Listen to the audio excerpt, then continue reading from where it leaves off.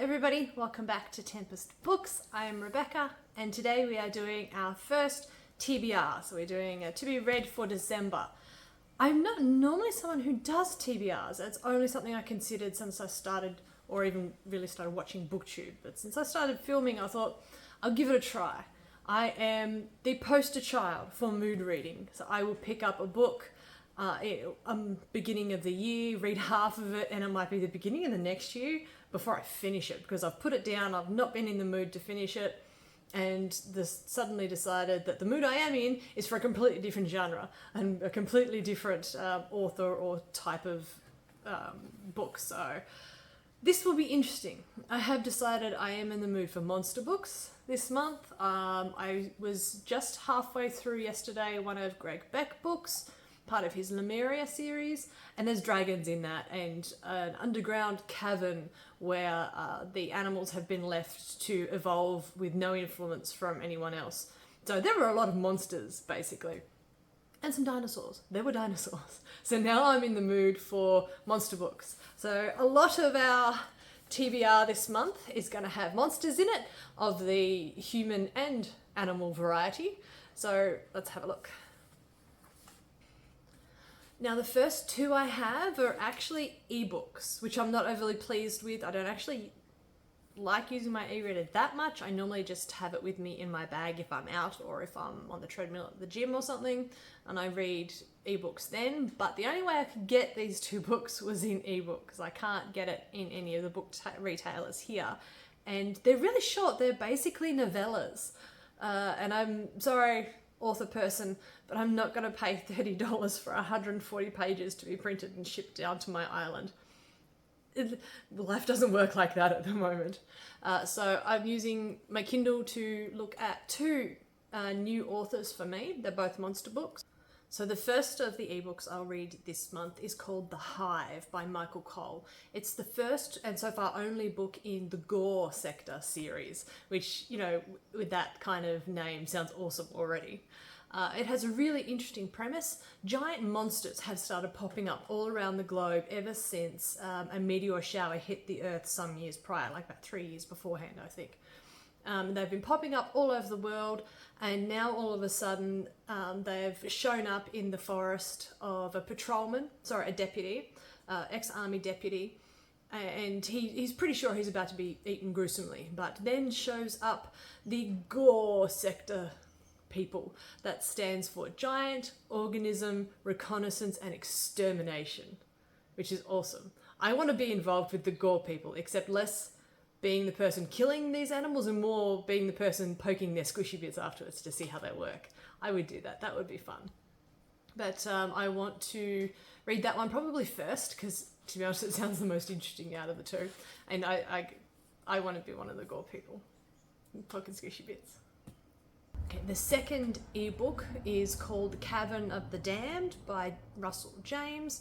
This is about a broke and desperate archaeologist called Grant Coleman. It's also called the Grant Coleman series, who's given the opportunity to open and explore some sort of long-sealed cavern that has rumours of holding giant monsters in it. And just as him and his group are about to go into the cavern and someone else is going in there to arrest them for doing it, the whole thing closes off because of a rockfall. And so now the only way out is through. And so that does sound fun too. It's, you know, massive, huge monsters, only one way out, you've got to get through them all. That sounds like fun. Now my other three books for this month that are very specifically actual, you know, animal monster books, or bug monsters, I suppose, are these three. So we've got a book called Monster, which, you know, fits my theme. This book by Frank Peretti is Reed Shelton organised this survival weekend, hired the best guide in the region, meticulously trained, studied and packed while encouraging his wife Beck to do the same. Oh, that's my name. But little did they know that surviving the elements would become the least of their worries. During their first night camping, an unearthly wail pierces the calm of the forest, and then something, emerges from the dense woods and begins pursuing them. Everything that follows is a blur to Reed, except for the unforgettable image of a huge creature carrying his wife into the darkness. Dependent on the efforts of a small town and a band of friends, Reed knows they have little time to find Beck. Even more important, he soon realizes that they aren't the only ones doing the hunting. Something much faster, more relentless, and definitely not human has begun to hunt them. Sounds fun to me. I like survivalism. I actually quite enjoy it. There is no one, like no groups or anything to do with prepping or survivalism in Tasmania. More's the shame, because I would love to do that. But the idea that, you know, they were trying to do it and then a monster found them is almost kind of ironic. You know, you're prepping for survivalism. Congratulations. Now you need to survive.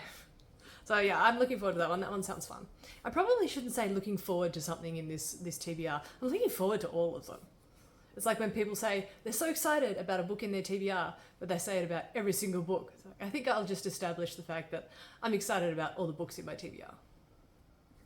This one is called The Swam by Frank something. I Googled this in an attempt to learn how to pronounce it, and 3 different websites gave me 3 different options.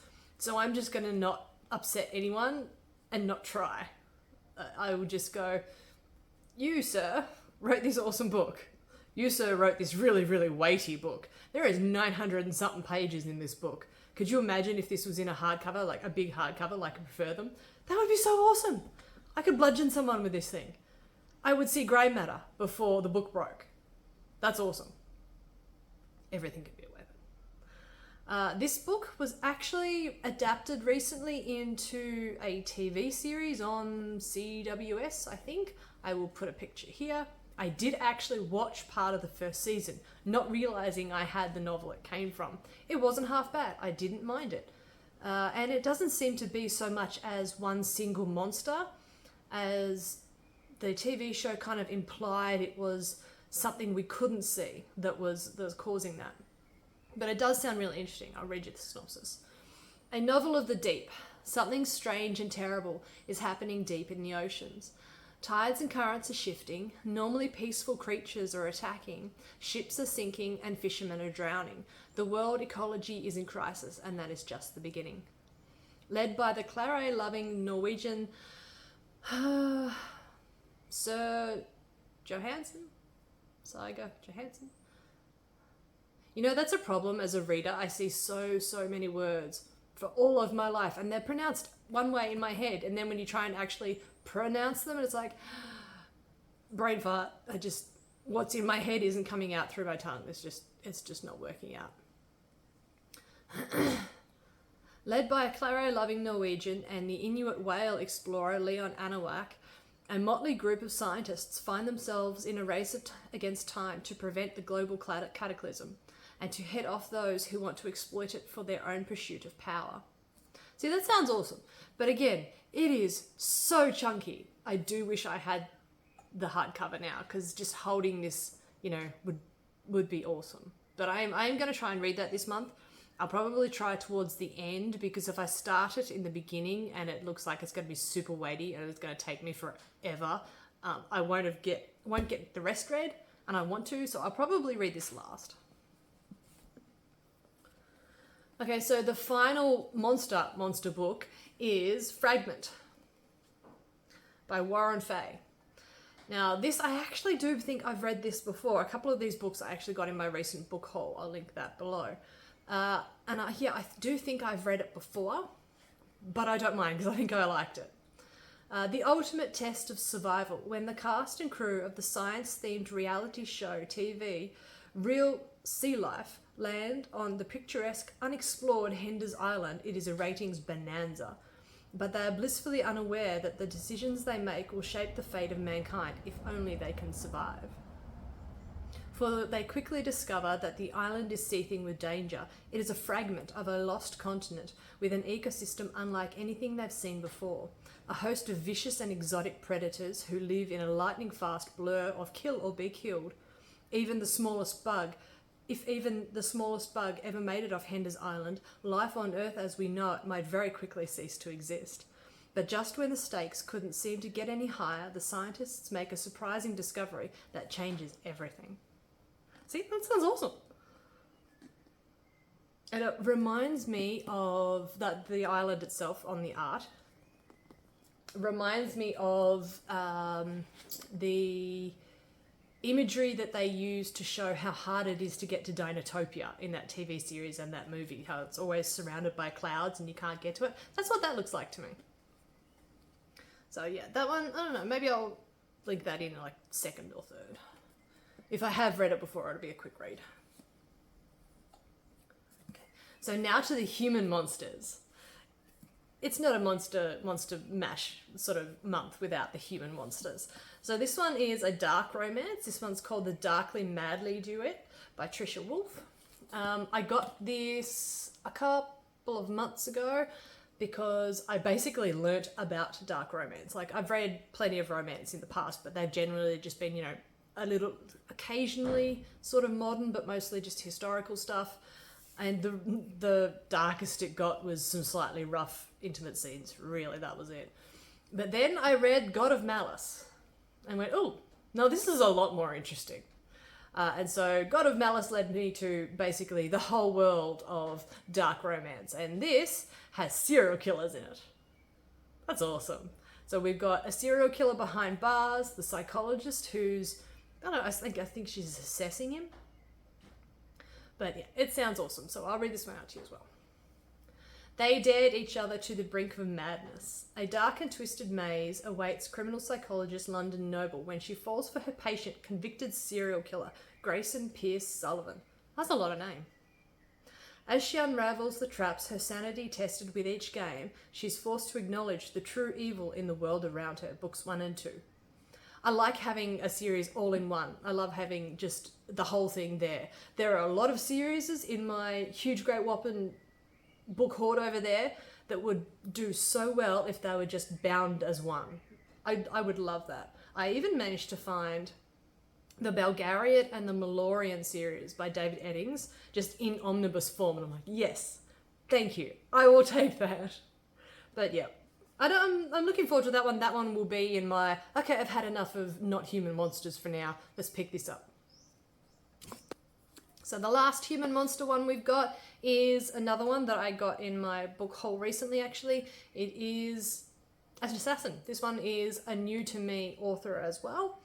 And this one looks from the perspective of an assassin, you know, through his times, I suppose. It'll be interesting considering how very much I love the Tom Wood Assassin series. So Victor the Assassin, I will be reviewing him on my channel soon. His books are like, they set a bar that Olympians would have trouble getting over for when it comes to assassin books. So I'll have to be careful not to be reading this book going, Victor's better. But we'll see. The meeting place was carefully chosen, an abandoned church just after dark. For Jonathan Quinn, a freelance operative and professional cleaner, the job was only to observe. If his cleanup skills were needed, it would mean that things had gone horribly, horribly wrong. But an assassin hidden in a tree assured just that. Suddenly, Quinn has 4 dead bodies to dispose of and one astounding clue, a mystery that is about to spin wildly out of control. So this looks fun, and it's a nice short one. It's probably the shortest one of the lot. So that one, well, to be honest, I would breeze through that in a day. Less. That's easy.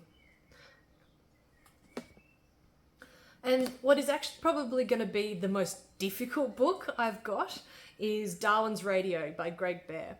Now, I've actually read this one in the past, and I hated its ending. I unmitigatingly wanted to hurl it into a fire. I was so confounded by the last few chapters. I could not understand what had gripped the people in the book to suddenly start acting the way they had. They threw out all their common sense. They threw out all their patterns of behaviour that had been established in the book, and they made the most screwy decisions that they ever could. And I couldn't fathom it. And the way it ended just blew my mind with its complete oddity. It didn't match any of the rest of the book. I had no way of figuring out what on earth had just, caused this shift. And it seemed like that was all there was to it. So I was really upset. I was absolutely frustrated and annoyed because prior to that, the book had been amazing. Like, I learnt so much about genetics, and DNA and virology and evolution. It was an astounding science book. Like, there was so much brain work required with this book. I spent a lot of time, double checking to make sure that he hadn't just taken creative license with this science, and he hadn't. It was amazing. And not long ago, I found out that there was actually a book 2. It was actually a duology, and that apparently book 2 explained a lot of things.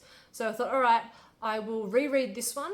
I will keep that in mind, and I'm hoping to be able to do a bit of a review on it for the channel. It'll be a spoiler review because just the sheer amount in the book seems to me almost impossible to give a real good understanding of it without cropping into spoilers somewhere. So I might even try annotating this book. It'll be the first book I will have ever annotated. If nothing else, there'll be little tabs for the science, so I can be like, in here it said. So yeah, I will read this one, and hopefully in the new year I'll get to number 2. And hope to gosh that I don't hate it as much as I did the first time. Wish me luck. Alright, that is our TBR for December. Wish me luck for just having a TBR. Again, that's really new to me. I'm the worst mood reader ever, so I may come back in the new year holding a completely different set of books saying, this is what I actually ended up reading in December. But alright guys, that is it for me today. Thank you for stopping by and watching this video with me. If you liked it, drop me a like, and I will see you next time. Bye.